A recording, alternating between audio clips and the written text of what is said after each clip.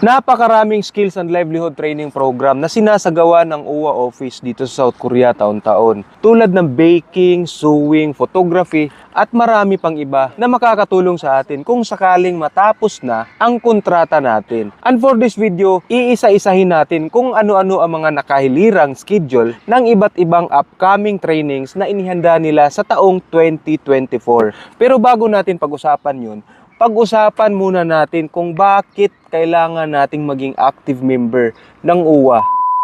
Hello mga Paps, ako nga pala si Papsi, ang KSP dito sa South Korea. Kung ikaw ay isang OFW kahit saang lupalop mo ng mundo, magstay ka muna sa video na to hanggang sa dulo dahil tatalakayin natin dito ang mga primary benefits ng pagiging active member ng UWA. Alam nyo naman siguro na ang UWA ay isang government agency na namamahala sa karapatan at proteksyon nating mga OFW habang tayo ay nasa ibang bansa. At isa sa mga programa ng ahensya ang mabigyan tayo ng iba't ibang benefits kapag tayo ay isang active members dito. Kabilang sa mga benepisyong ito ay ang social benefits na kung sakaling ang isang miyembro ay may di inaasahang pangyayari katulad ng disability o pagkasawi, ay may matatanggap ang naiwang pamilya. Kasunod nito ay ang education and training assistance. Pangatlo ay ang Workers Welfare Assistance Program, katulad ng nasa screen. Pang-apat ay ang Repatriation Program. Kung ikaw ay isang OFW, alam kong alam mo na to.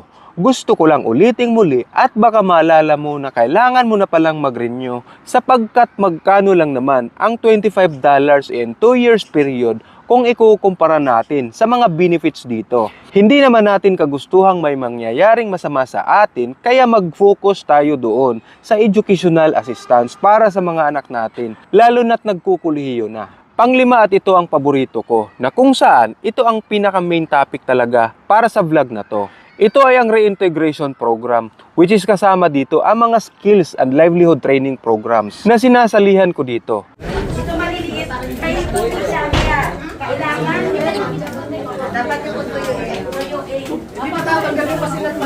Ang mga sumusunod ay ang mga nakahilirang schedule na mga sasagawang trainings ng UWA para sa mga OFW na nandito sa South Korea. Baking 101, first batch July 7 and 14.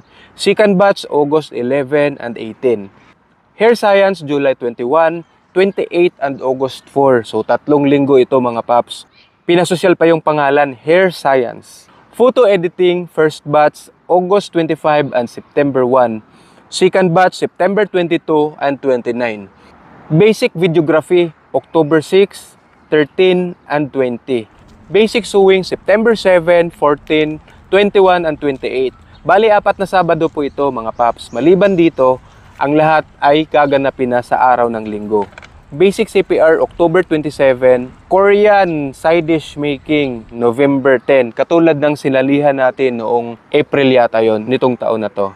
Nakakalula ang dami pero mamimili lang po kayo kung ano ang pinaka the best interest para sa inyo. At ang pinili ko dito ay ang Basic Videography. Para sa mga gustong sumali, ilalagay ko sa comment section ang mga link ng registration o di kaya ay bisitahin ninyo ang page ng Philippine Embassy o ng UWA South Korea. And take note, libre po ito, kaya sumali na kayo at kita-kits doon sa venue.